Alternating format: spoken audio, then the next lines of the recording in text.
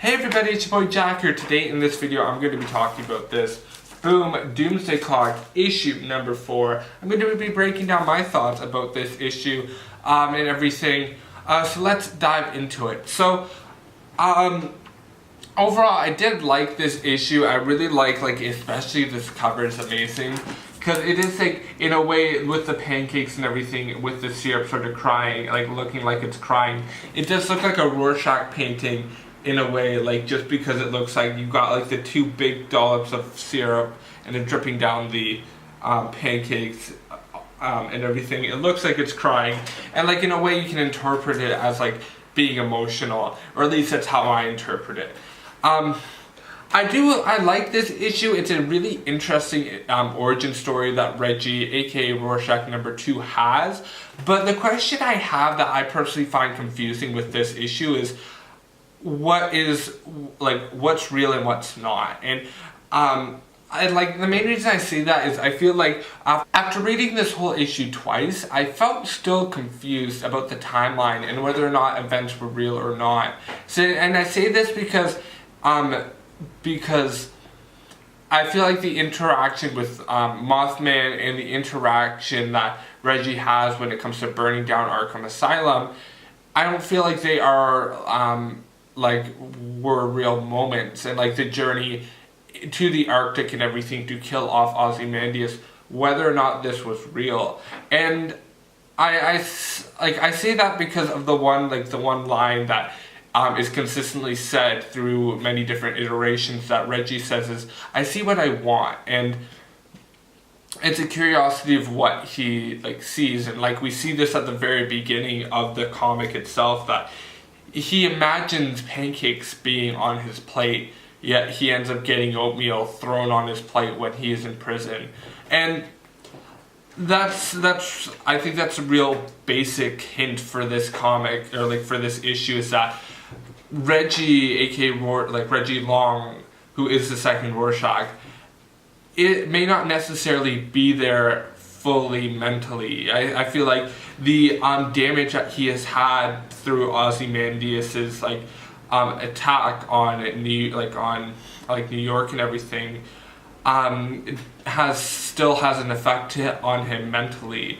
We see it, and we hear it being said that there is psychological damage that certain a percentage of people from the the original fake alien attack that Ozymandias coordinated and everything, there is some psychological damage there that is significant. And we see that I like how it's sort of a cause and effect, where Reggie sort of sees what he wants and everything, but in a way he it's sort of caused by Ozymandias. We see the third eye forming on Dr. Matthew Mason's head, who is the psychologist, aka Batman. And I felt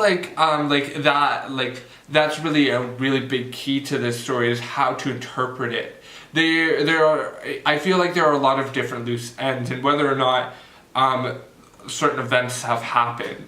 For me personally, this is how I feel the whole event has gone down. Firstly, I feel the beginning is tried and true. The beginning of it, where they explain the backstory and everything, is pretty much true. Leading up to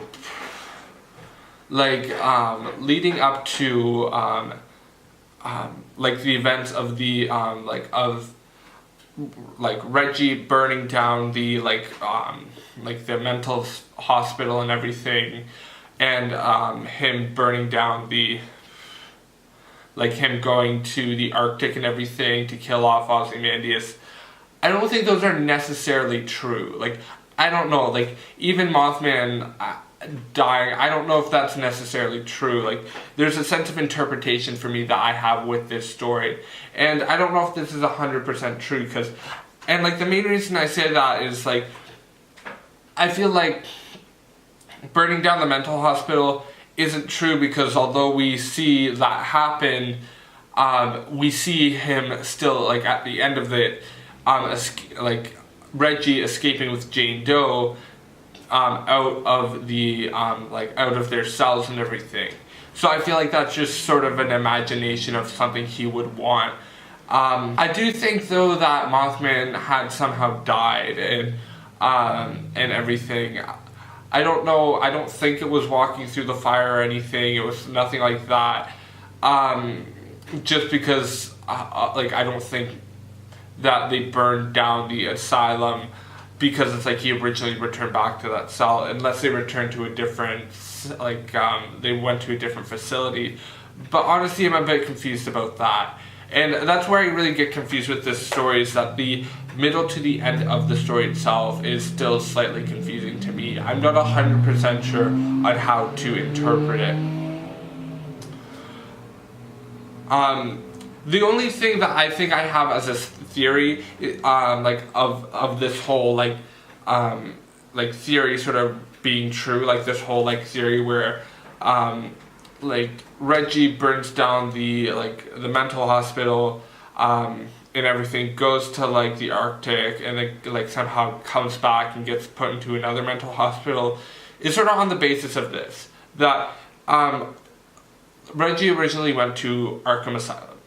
He went to Arkham Asylum, that somehow burned down, and then he ends up getting transferred, or like he ends up escaping and then going from Arkham Asylum to the Fitzgerald Mental Hospital.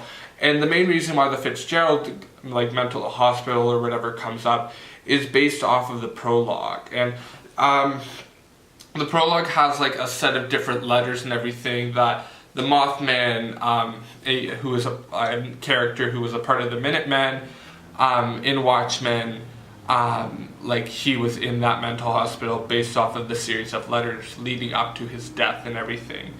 And that's why I believe it's like, I think maybe he, like Rorschach got transferred or something.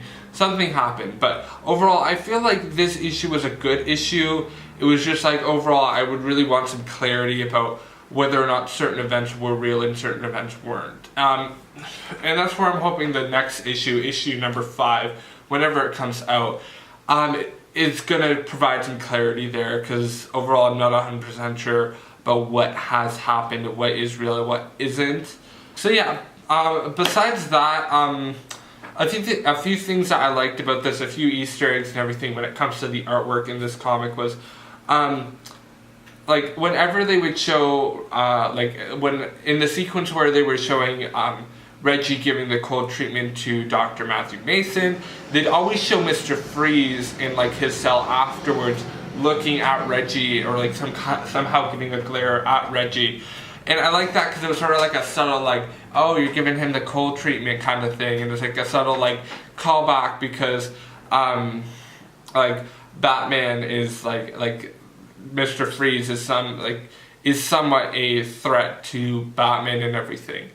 Another thing as well is Waylon James. I don't know if this was necessary, like I'm not 100% sure if Reggie was in the cell that said Waylon James, or that was just a like cell that was shown.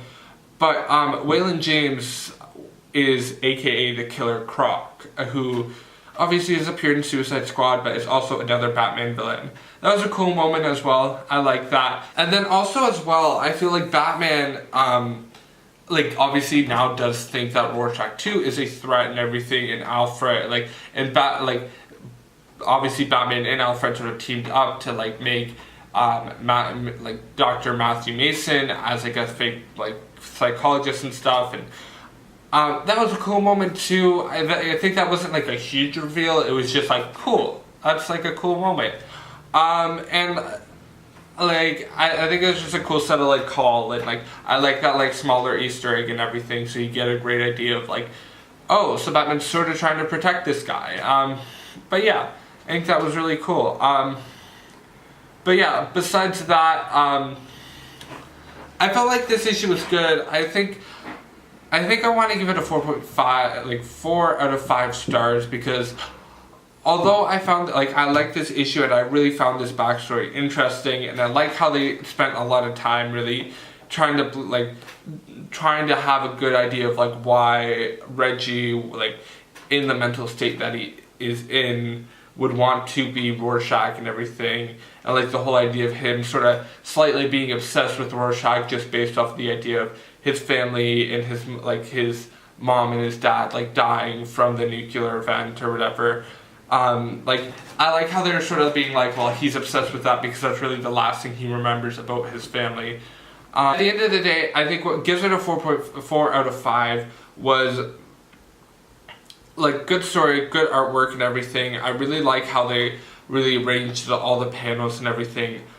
But I felt like what needed to be done is it needed to have maybe a bit more of a clearer story. And if they were going to play with the idea of like mental illness and seeing what I want to see and like or like the perception of like what is seen through Reggie's mind, they should have maybe made it a bit more evident and everything. Just because I felt like it may have gotten like blurred the lines of reality and not. So yeah, that's my thoughts. Let me know your thoughts down below about the Doomsday Clock issue number 4. Still thinking about getting the variant cover of this issue, and if you want to know the whole entire backstory about how I got this issue, you can check the card above or at the end screen or in the description, whatever works. Besides that, thank you so much for watching. My name is Shaq Skinner. Feel free to like, comment, share, and subscribe. Hit post notifications if that's something you're into. Let me know your thoughts about Doomsday Clock issue number 4. If you want to try to clarify the confusion, let me know. Like, feel free to comment down below. But yeah, thanks so much for watching. Bye. Have a good night.